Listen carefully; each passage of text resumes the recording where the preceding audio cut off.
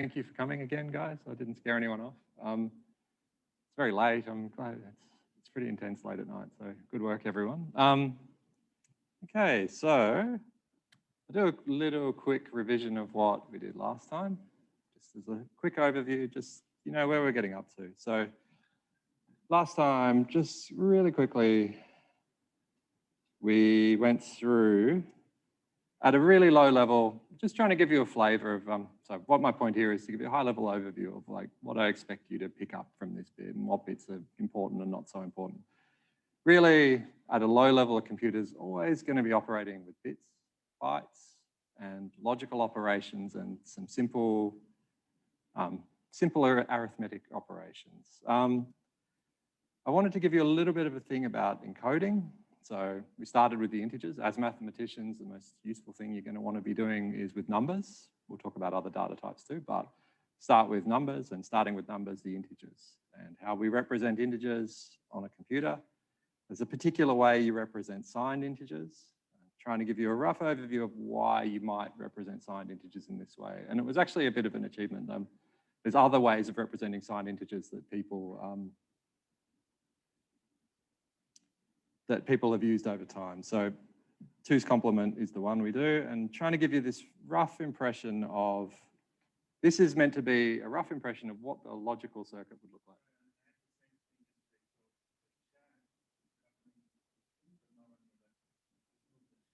Oh, okay. Oh, yeah. I'll put him over there. Okay, and I'll keep remembering to look at it. Sorry, guys. So this is meant to be, you can actually go and look at this logical circuit. This is sort of what's implemented in low-level hardware. I don't expect you to know the details of this, but it's one of these things that's nice to know and have seen and understand what's going on at a low level. And to give you this impression that it's really like humans, even though logic is meant to be a model of human thought, that's what the Greeks thought they were doing when they invented it. It's actually not how we think, and we're terrible at it. Most people are terrible at it. And understanding how you might do something in terms of logical operations is not trivial, which is sort of why we have these high-level languages. We're talking to a Turing machine with a human language, and there's all these steps in between. That's the kind of impression I'm trying to give you guys. So this adder circuit, this is actually something you can buy this on AliExpress and use it on digital gates, and that's, if you're making logical circuits, you'd have a little circuit version of this. This is just meant to be a software version of it. I probably introduced way too much syntax in one go for Julia. It's a new language, you guys will catch up. Just try and highlight some of the things you'll see, and yeah. How are you finding, just as a rough poll, how are people finding the syntax of Julia so far? Are you finding it confusing or easy compared to other languages you've done?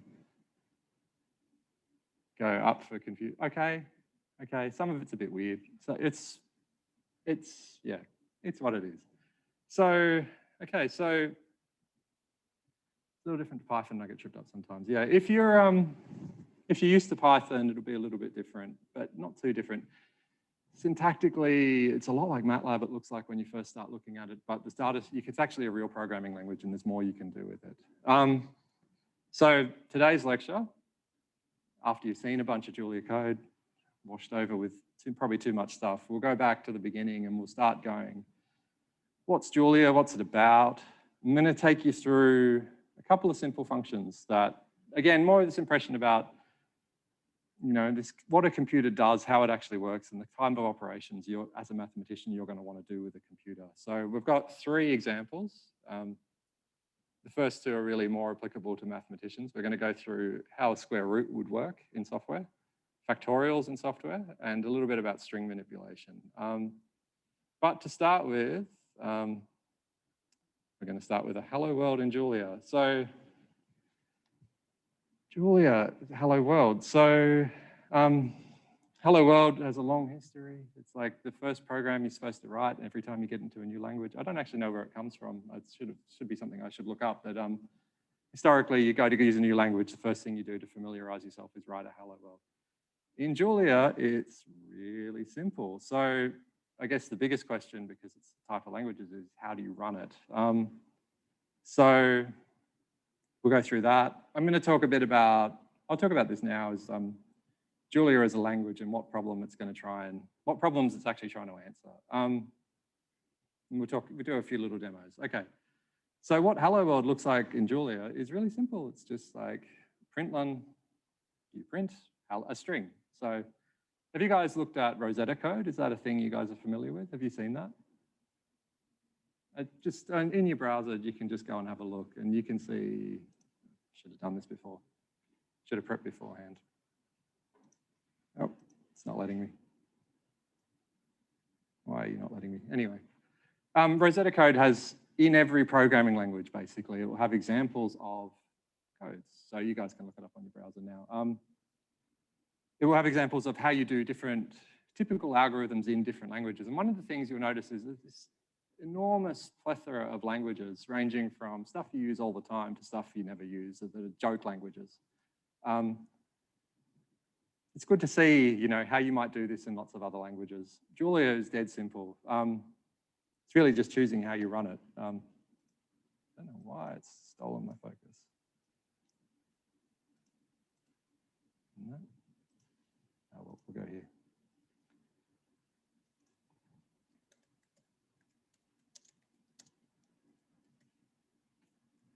We'll see what this comes up with. So Rosetta code has examples that people submit of all different types of things. So if you want it, there's all these ones. So we were talking about assembly, maybe.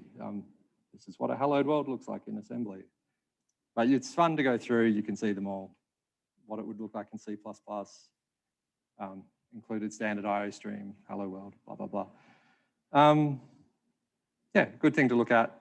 Get an idea of all the different languages and the similarities and differences between them all. So in Julia, it looks like this. We've got some more syntax. So we can define an array. This is what we're doing here is we're defining an array of values and we can iterate through this array, print them out one at a time. So we've got hello, good day, shalom. Okay, so that's pretty straightforward. So that's a hello world in Julia. The question might be how you run it. So and you've seen this one running from REPL. I hope you guys have all gone off and started writing stuff because like I can tell you about code, but you've just got to write a lot of it, especially with syntax. So one way to run it is from the REPL. You would have seen that one, println. Hello, that's easy. What we can also do, I've got a VS Code session here. I've made a file called hello. So same thing, just in a text file, println hello world. If I want to run, I can run a file from the command line.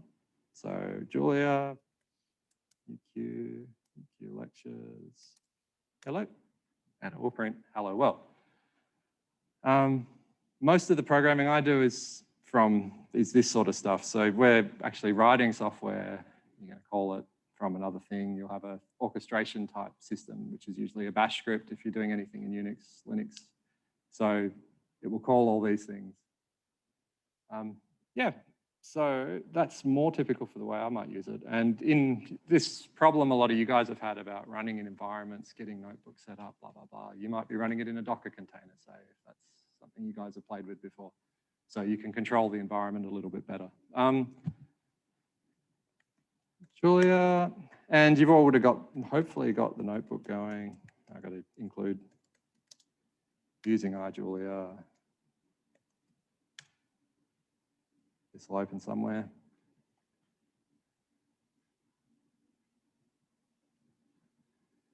So new Julia.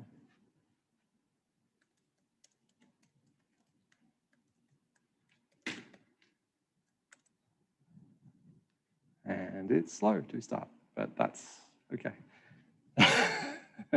One of the things people complain about when they're new to Julia is the startup time. So it's, if you're used to Python, particularly with plots, like the first time you go to include a plot, you'll see this one. It's not as reactive as you'd hope, but it depends on what you're trying to do. So it's loading a whole bunch of stuff in the background. They're working on this to make it faster. It's quite a new language.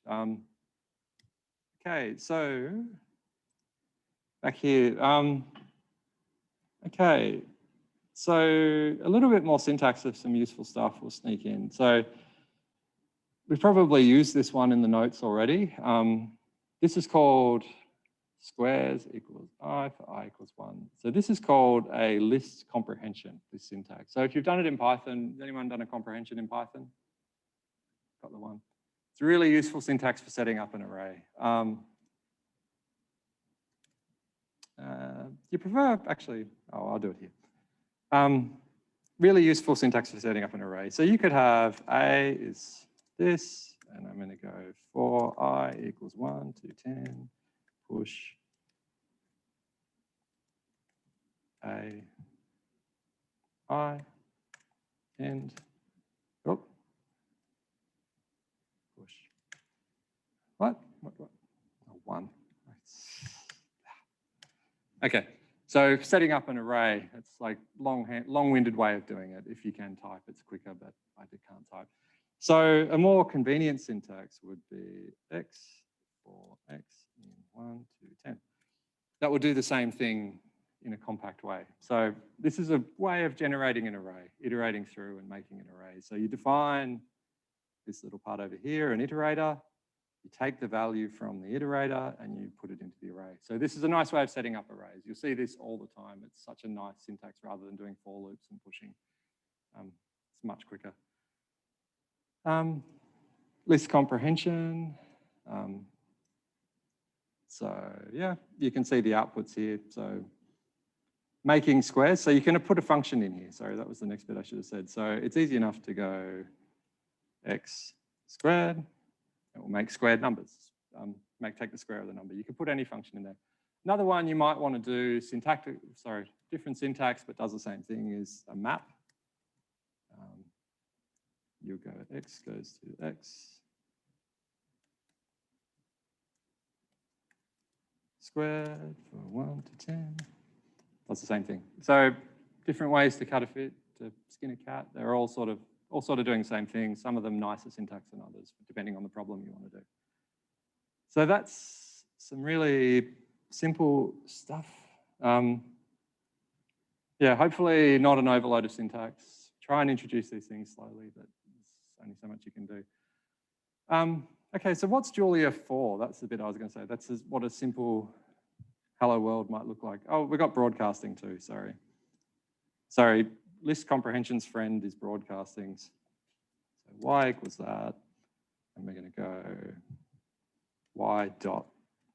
So what that will do is go through each element of the array and apply the operation. The syntax is this tiny little dot out the front of the function. So if instead of doing a map, you might already have the array sitting around because you got it from somewhere else, and you want to apply this operation one at a time to everything in the array. You can do that for any function. You can, if it works on a single element, you can put it over an array by doing this broadcast syntax. Really useful. But I don't know if it's great syntax, honestly. I remember when they chose to do it that way. Because I'm starting Julia at the beginning. I don't know if I quite like it, but it's okay. Is that all clear? Everyone happy with that? Oh, got some questions?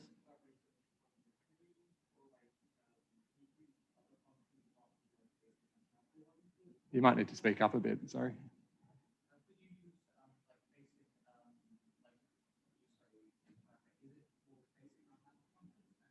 Any function that's got the right input type. So as long as it will take a single value and work for that type, you can do it on anything. So any custom function. So you can write a function x, y equals x plus 2, return y, and you can do hi. Oh, sorry, I didn't say what x was. Let's call it y, that's just y. So you can do it for any custom function you do as long as the types are okay. So again, Julia syntax, I'm throwing you in. This is the input, you do a return for the output, all the stuff in the middle, you have this local scope. You don't have to say the return, I always do it, because I make mistakes when I don't do it. It will take the last thing. So if you did something like function i2 of x, you go like z equals x plus 2, y equals z plus 3. What it will do is it will return y, the last thing, last thing evaluated in that function is what it returns by default. When you will slip up is when you have a bit of control flow in the middle. So if you had something like,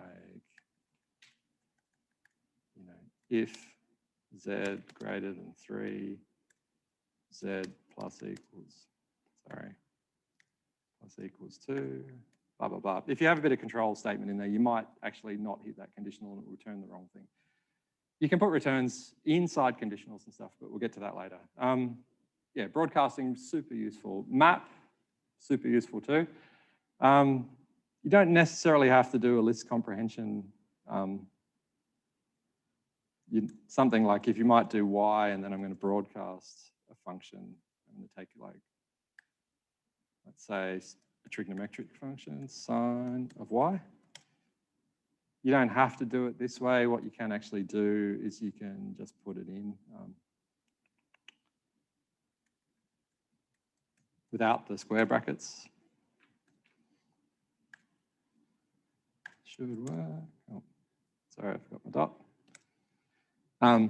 Then it won't allocate, but that's a small detail. Sometimes you might want to keep the array for something else, so you make it and then put it through. But you don't have to have the square brackets there if you're just passing it through a function directly. Wow, okay, probably went a bit off track there. Okay, so what's Julia itself? So again, you look at that Rosetta code, you only put the link in the chat. You can look through for any sort of algorithm you're interested in and see how it might be implemented. Lots of people go through and do that sort of thing. Julia was meant for, as a focus, scientific computing. So again, culture's a little bit interesting in software. Like, as I was saying yesterday, it started for mathematicians, but sort of ran away. It sort of split into two fields. There's like the Fortran camp and the everybody else. And people who are scientists, mathematicians, writing research code, statisticians is the same. They tend to focus more on productivity than the software itself. It's this trade-off, like, went back, this history of computers wasn't so long ago, they were absolutely terrible.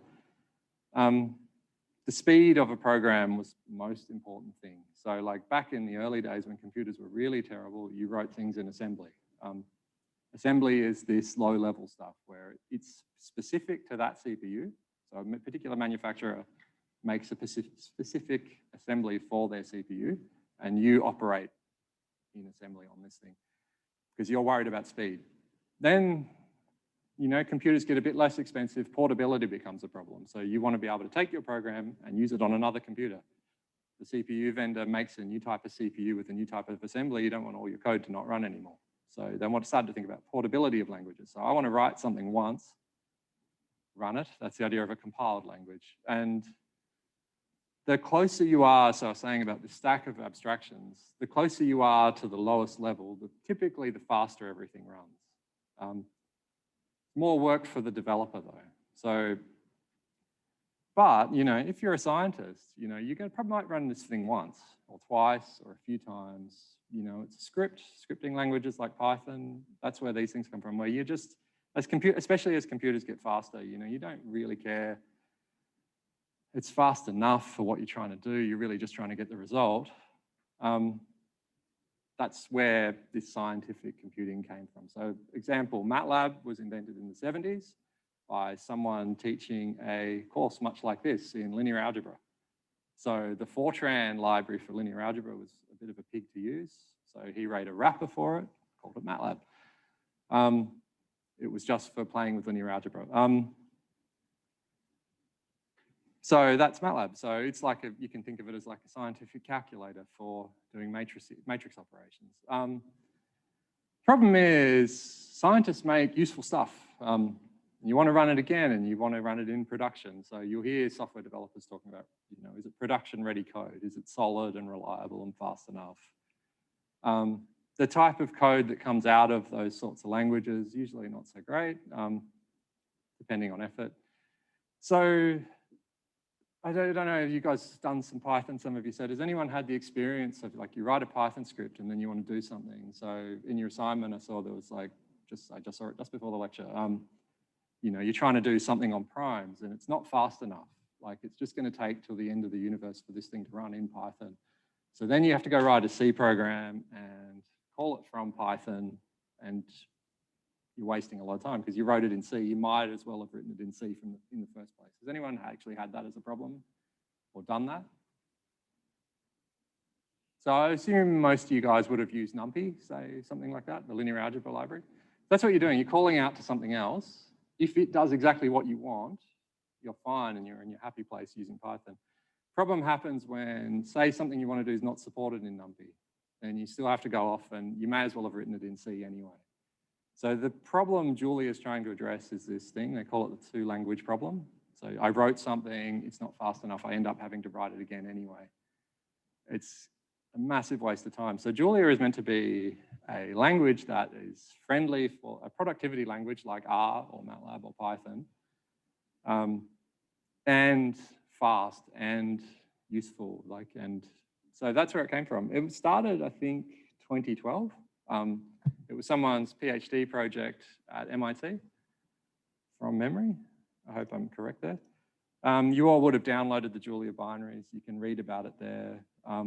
So one of the big things is performance. So making it fast and reliable. So Julia is fast most of the time, if you know the tricks. So as we go through, we'll start showing you some of these things that can go wrong that makes Julia slow. But yeah, so Julia started, you can read the history on Wikipedia. 2012, I'm pretty sure it started. I started using Julia myself in 2014. I was living this two-language problem. I worked in a startup that did geospatial stuff. We collected LiDAR data from a plane. So we flew a plane around Southeast Queensland. We collected LiDAR data, which is you bounce the laser off the ground. You measure how long it took to bounce off the ground. You know exactly where the plane was and its orientation. You can work out where that point is in space. So just this idea of processing this amount of data. So I think our LiDAR used to run at 40,000 kilohertz. So the data rates, hundreds of megabytes a second. By the time I'd left that place after a couple of years, we'd collected over 2 petabytes of LiDAR data. And developer time's expensive. So you write something in a productivity language, but then it's not fast enough to work on the problem you've got to do. So you've got to rewrite it. So we were searching for a solution. And one of the guys I worked with was going, oh, we should try Julia. So the first one, we had a prototype in a productivity language. We ported it, equivalent thing to Julia, and it was instantly 1,000 times faster.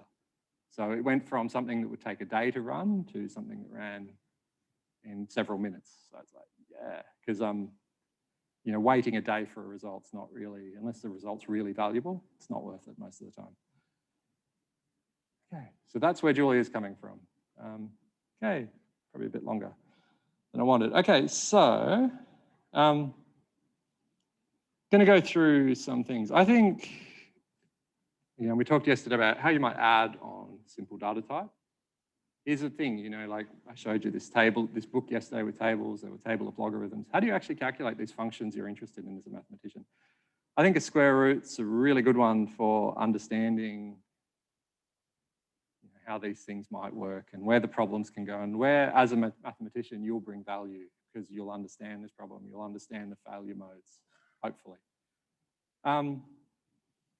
So Julia itself comes in with a square root built in. It's really useful for mathematical function. So it's in the base library. So if you take a square root of 25, you get 5. You can take a square root of a 32-bit float.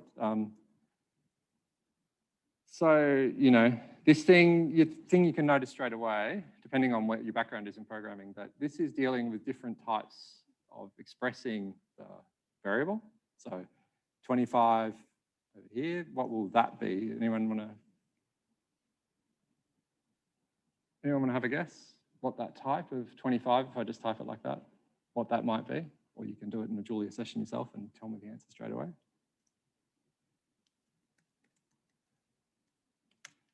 That's an int 64.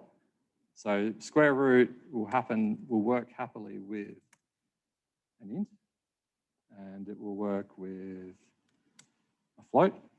That's one of the features of Julia. We'll talk a bit about that later. But so it will work with a 32-bit float, so you can set it up like that. That's what the answers are. So, okay, so what's going to happen This one's important, I guess. This was the first bug I actually had in Julia, was square root of a negative number, because when you're doing geometry, you're always going to take square roots of things. So this might be confusing, but square root of -1 will throw an error, domain error. Square root will only return a complex result if called with a complex argument. So this used to be a very bad error message, and it took me ages to understand, but Julia's gotten better since I've been using it. So square root of -1 on the reals, not an answer in the reals, so that's why it explodes. So you have to say, so Julia hat also supports saying something is a complex. Oh, so it'll take a tuple. Yeah. So that's basically the real part and the imaginary part when you're setting it up. Again, if you ever want help on what something is, just do the shift question mark before the function. Julia's got some pretty good stuff. So, yep, takes a tuple of the type. So if you do square root complex, this will return a type. And if you want to know what that type is, it should have a complex type.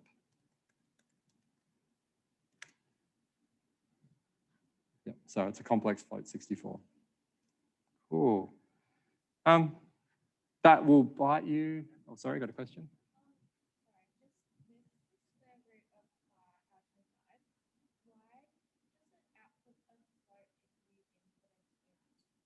Yeah, exactly. It depends on the algorithm it actually implements. So no one's been bothered to go, oh, does this particular int have a int value for the output? So not all integers are guaranteed to have an integer output, so that actually hasn't been implemented. So they promote it to a real, and that's what you get. Yeah, I guess one of the things about Julia that I think is great is that it's open source, and you can actually see all these implementations, so we'll go through that in a sec.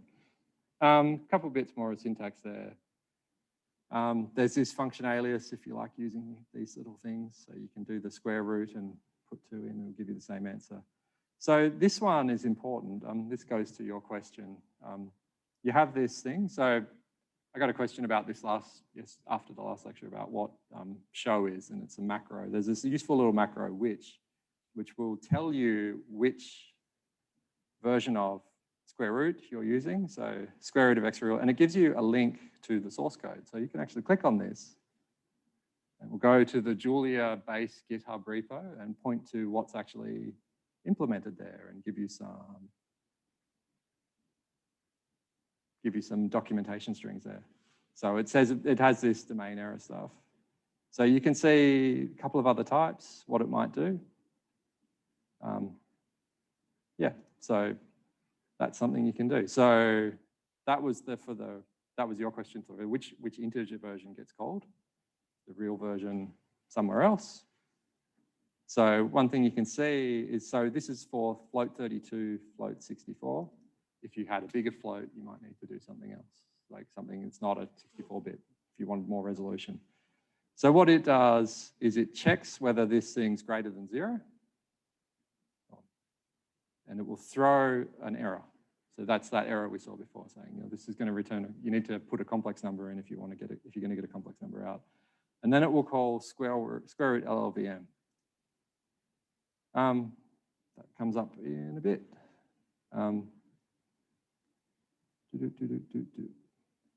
Okay, so we had this here. So again, see the syntax again. We've got a list comprehension, useful thing, and we have broadcasting with the dot. And as we said before, any custom function you write, you can broadcast with it, which is really cool and really useful. Okay, so, so I guess how do we actually calculate the square root though? That's where we're going to go with this. So this stuff's not, how do you actually implement it? So we got the thing here, this came up, we just looked in the code and we saw this a second ago. So it's actually calling out to LLVM. Is anyone familiar with what LLVM is? Is that something you're familiar with?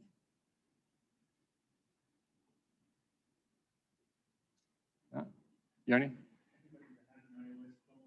Yeah, I know, yeah. Yeah, it's, so again, as I was saying, you know, assembly, one level up from that. Oh, sorry, yeah. That's right. So it was by the iOS guys in about 2000, early 2000s, maybe mid 2000s. It's like one level up from assembly. So it's a low level virtual machine. So not assembly, but not far off of it. And what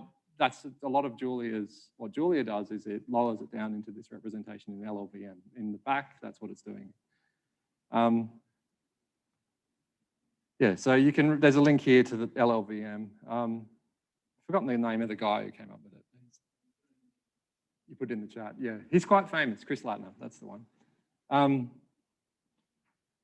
Yeah, so low-level virtual machine is going to be this hyper-optimized version of square root for float 64s, for float 32s. Again, this at syntax, this is a macro. Macro is a program that writes programs, but there's a lot of useful macros that are built into Julia. It's like a metaprogramming, it's called, is like a good way to make horrible, horrible bugs, but you should all have a go at it. It's sort of fun. You'll get into it. Some of you will get into it. Some of you will think it's horrible. So we can actually see what Julia lets you see. So you've got this representation. It will just in time compile it down to a lowered representation. So LLVM is meant to be hardware agnostic, so this portability thing. So LLVM, you can put that on any different machine. It's LLVM's job to talk to lower down stuff. You can see what it looks like in LLVM, which is kind of cool.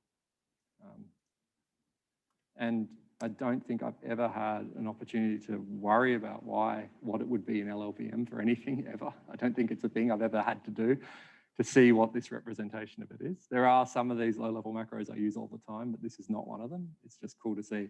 And again, as I was saying, you know, you're a human talking to this really low level, not quite the lowest level, not assembly, but this is what it looks like in LLVM. If you understand LLVM, you can work this out. I do not, you don't want to program this sort of stuff. It's like, it's not far off a Turing machine, you know. It's not very fun. Okay, so you can see what it looks like in LLVM. You can also see what it is in native code. So this will change. Oh, I've got I have used code native. I lie. I have looked at code native. It was in my history. This one will depend on different CPUs. So a different CPU manufacturer has a different type of assembly. What it actually turns into at that level will be different on different computers. Can't demonstrate that for you. I don't have two different types, but yeah. Okay. So again, that's what Julia does. It calls out to LLVM because some very smart person's worked out how to do it really fast. What happens if you want to do it yourself?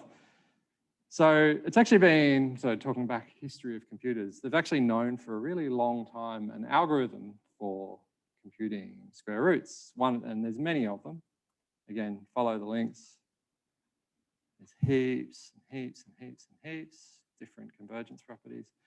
Babylonian algorithms, one to start with, and it's really old.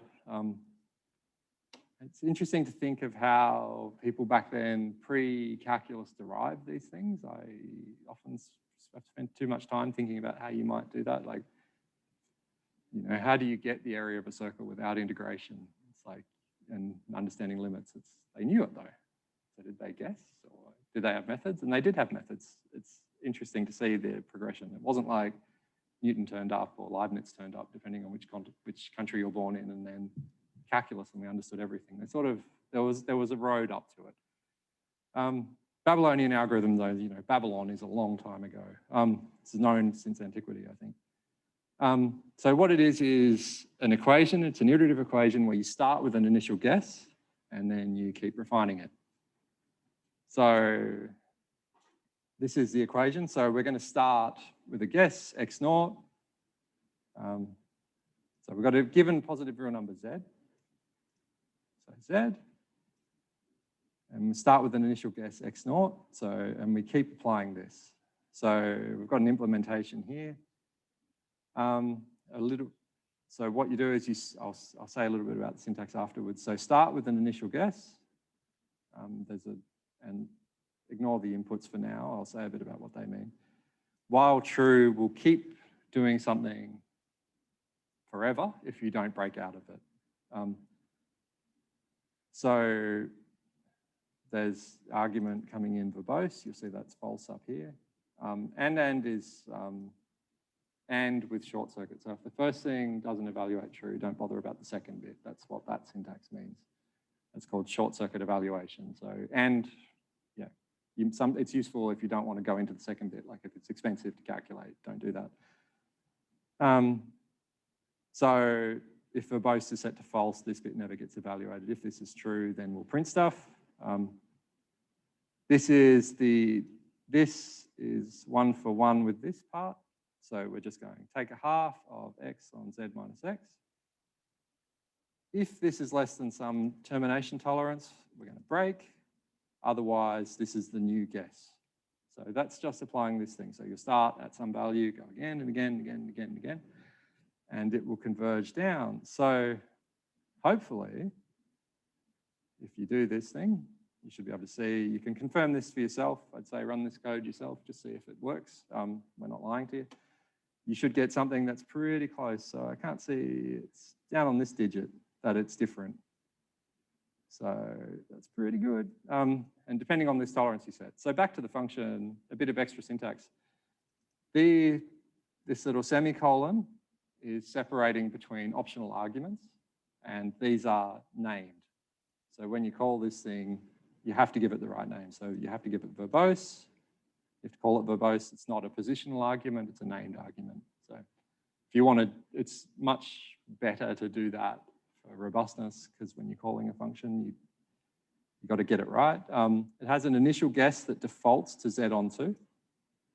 So if you don't say, it will say z on 2, but if you can call this thing with something else, you have to say init x equals blah. And a tolerance that defaults to 1e to the minus 10. Okay, so skipping to the end, you probably know the answer. Any ideas about how this might be working underneath? Anyone familiar with what might be going on? Or is it brand new?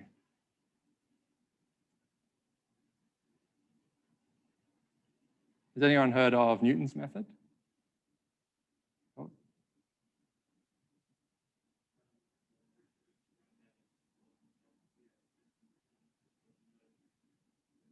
I'm struggling to hear with the fans behind me, sorry.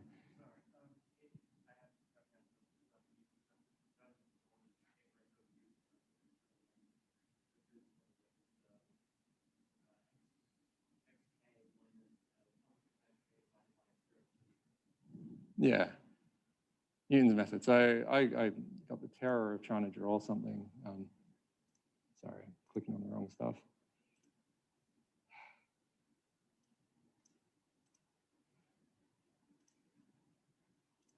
Sorry.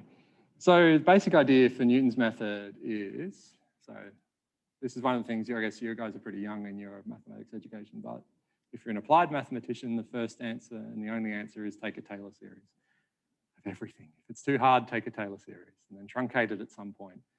So if we have a function, we can approximate it by successive terms. And Newton's method is basically, we're going to terminate this here and come up with an approximate method. So we're going to do a linearization at a point. And this is what the idea of a derivative is. It's like you can go the slope at a point, the instantaneous slope at a point is what the derivative is. And then you can make a linear approximation at a point by taking a Taylor series, truncating it. And the form of it will look like this. So at A, it's going to be f of A plus the derivative of at f of A, x minus A, blah, blah, blah, blah, blah.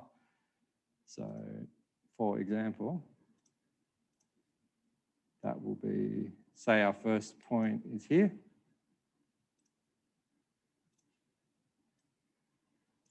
So our first guess A is here. That's me trying to guess what the derivative would look like. What you do for Newton's method is you use that approximation to guess where this thing might be hitting 0. So I'm going to substitute in here I'm going to say, let's see if I can type quick enough. So the equation for this line will be something like that. And then I'm going to solve this for when y equals 0 as my guess of where this bottom is. So when this thing hits 0, I'm going to go here, and that becomes my new point. So you go 0, rearrange this thing, and so your initial point I've called A, that would be your xk plus 1 is this new point when you solve this for when this thing equals 0. So it'll go, this is my new guess, I do a new one, So a function like this, few iterations, you're golden. That's Newton's method. Got a bit of discussion here. So that you derive this by just going through that process. You're going to go to a point, approximate it with a Taylor series, truncate it at the first derivative term, solve that for when y equals 0. That's going to be my new guess, and rearrange that, you'll get this iteration. Pretty straightforward. So you guys can all do calculus better than I can. So the derivative of, so we're saying our function in this case is x squared minus z, where z's the number we want the square root of. Take the derivatives, plug them in, turn the crank, and you'll end up with that Babylonian algorithm. Okay, that's pretty much how you do a square root. That's one method of doing a square root. Anyone want to guess when that's going to go kaboom? Because that's useful, always useful to know. This guy, you won't have to shout out though, because I'm deaf. That's definitely one. Anyone else have a guess where it's going to go kaboom? Yep, up the back. That's definitely another one.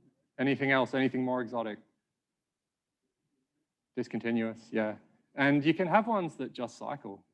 The pathological starting guesses where it'll just go woo, around in a circle. So it's actually dependent a lot on this first guess. Yeah, you can have a multiplicity of roots as well. So you can have more than one root and it will take forever. This is what optimization in the real world looks like. So instead of finding a root, more common thing is you're going to try and find a stationary point. You can do a version of Newton's method for that. So I spend a lot of my time fighting this stuff all the time. So there's a bit of magic in having a first guess. Your function's not got to be pathological. There's other tricks you can do. But yeah, so that's sort of what's going on. Very optimized. There'll be ones with faster convergence, cunning guesses, cunning first guesses that people have worked out. Yeah, so you can go through the Wikipedia article, you'll get a much broader survey of the types of things people do. So I think this one is actually super interesting excursion that's to do with the square root. But this one actually comes up all the time. It's like, usually you don't actually want the square root, you want to multiply something by 1 on the square root. I'll ask a question again. Can anyone use your imagination as to when that might come up?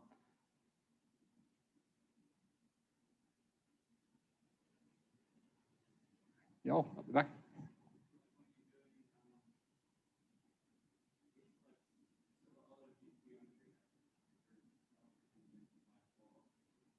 Yeah. So it's like if you've got a thing that's a Bayesian constraint is the generic answer that usually comes up. But the normal one is like you want a unit vector. Since you've got a vector somehow from somewhere, and you want to turn this thing into a unit vector. The one I've actually had in my career isn't actually a vector, it was a quaternion. So anyone know what a quaternion is? You got that? Yep. Anyone else? Have you heard of this thing? Yep, it's cool. So the reason I had to use quaternions is a way of representing rotations is with unit quaternions. So I've actually had nightmarish problems to do with quaternions. So again, I was saying about this previous job where I had the plane flying around. The part of the problem was actually working out where the plane is. So you've got to deal with rotations, and an efficient way of dealing with rotations is to use quaternions. But you always have this normalization problem that you pass, say typically, for this one it was, you pass the quaternion through a differential equation and you get it some time in the future. So again, you know the plane's rotating, you've got to work out what its orientation is in the future. Once it goes through the differential equation, some discretization of the differential equation, it's not going to be a unit quaternion anymore, and you have to keep resizing it back to a unit quaternion. Otherwise, the maths breaks down. So it's really common. It's a really common thing. So we got the common case is a vector, and you want it to be a unit vector. So you take L2 norm, that's the square root of this thing, and you want to multiply it by this. Yeah, got some examples here. This one is infamous, though. Put this in here. It's a good example of being clever and a little bit being too clever. And this thing I was saying about yesterday in that code's about communication, and sometimes you can do something that's really clever and it's horrible, and no one will understand what the hell you did. This is called the fast inverse square root algorithm. People call it the Quake 3 algorithm. I don't know if you're old enough to play that game. The code for Quake 3 got released into the public domain, I think it was 2005. And one of the interesting things is this little snippet of how they had to deal with, so for theirs it was something to do with lighting or computational geometry, so they're doing a raycaster of some sort. And they're trying to work out, you've got a surface, and you take a normal to the surface, and then you want to turn that into a unit vector to do something to do with the display. So hardware, again, not that long ago, but long enough ago for this to be a problem. You want to really, really fast, like this will be a computational bottleneck. You're constantly resizing these vectors into unit vectors, and you want to do it really, really, really screamingly fast.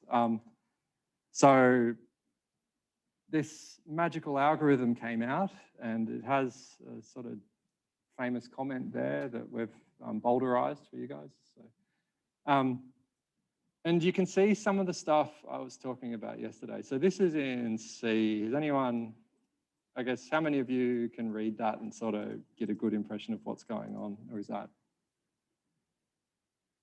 rough show of hands? Anyone read that and go, oh yeah, I get that, that's fine? Nah, C's yuck anyway. Don't learn it if you can get away with it. Learn Julia. It's a little bit clearer what it's doing. So it's doing something that looks like, they even mention iterations here. So the guess is it's doing something like Newton's method. There's actually a really good blog post about this article if you can find it. I'll see if I can find a link to it about who actually wrote this thing. So everyone thought it was John McCormack, and it turned out it wasn't him. And this thing goes back to the 70s and to people on very resource-constrained hardware doing the same problem. So you have a number coming in, times it by a half. Then we're going to do this funny thing here in C that you need to do about memory addressing. So we won't worry about that. And then there's this magic step where there's this hex string. So you guys should all be familiar. So OX means it's a hexadecimal number. And then it has this magic 5F, blah, blah, blah, blah, blah. Does anyone remember what this operation was yesterday? So that's a bit shift operation. So bit shift dividing by 2 quickly. So what they've done is they've taken a number that's a floating point number, this evil floating point bit level hacking, they've turned it into an int for some reason. So they've gone from a floating point to its representation as an int, not converting it, but yeah, what would this thing be if it were an integer? So it's not an integer, but I'm going to pretend it's an integer. I'm going to subtract off this bit shift thing and then turn it back into a number and do one iteration of that. So again, Julia is a bit nicer. I've written the equivalent thing in Julia here, so it might be easier to follow through what's going on here. So we take a number in. You don't really need to turn this, you multiply it by a half. I'm going to reinterpret as a uint32, the number. Again,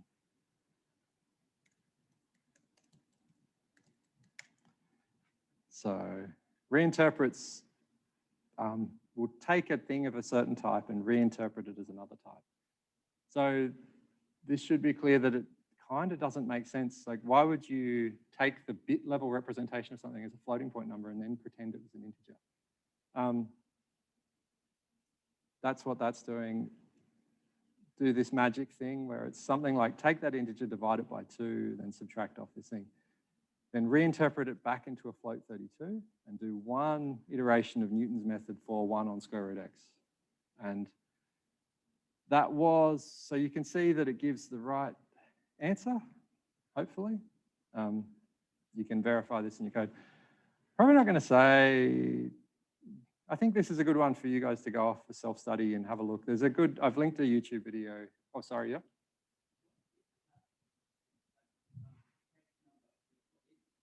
What is it?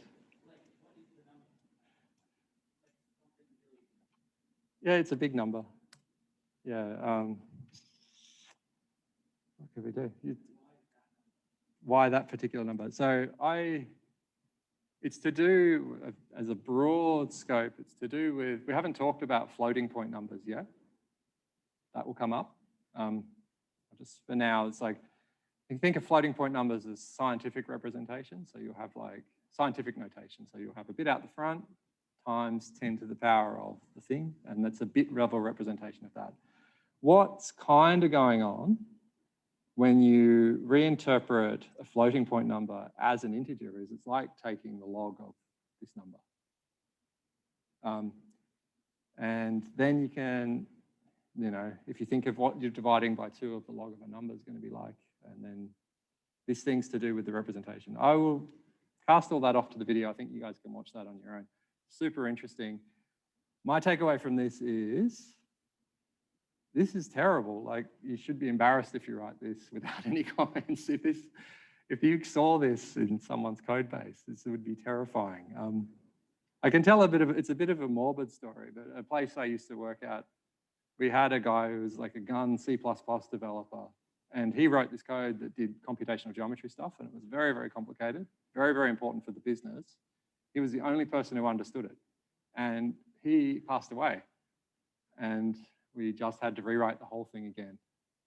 So, you know, it's, if you're trying to learn, you know, you can be clever, you can be a little bit too clever. If you're going to be clever, say what the hell you did and what it means, because trying to guess what this means is quite an ordeal. And I'm sure you guys will all have the capacity to be super duper clever. Optimized code, the other lesson is, this is to Julia. Julia is fast. You know, you can write something without having to think too hard. It will probably be fast. Optimized code always looks bad. When you're pushing for performance, you will do things that pushing down to this thing I was saying about leaking abstractions. You're worrying more about low-level details that the language isn't really covering, and you're trying to paper around those. So you'll do things that seem strange to someone who's just familiar with the syntax. Optimized code is always bad.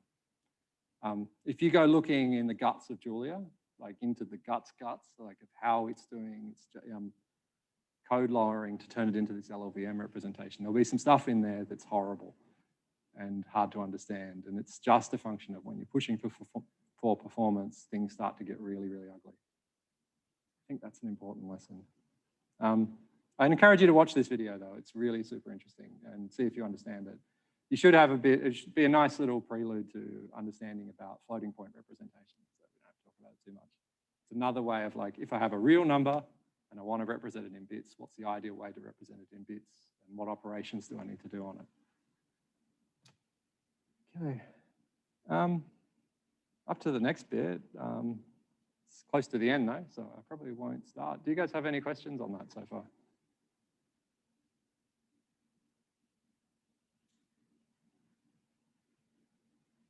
All right, silence. Call it done. Done, okay. All right, thank you guys.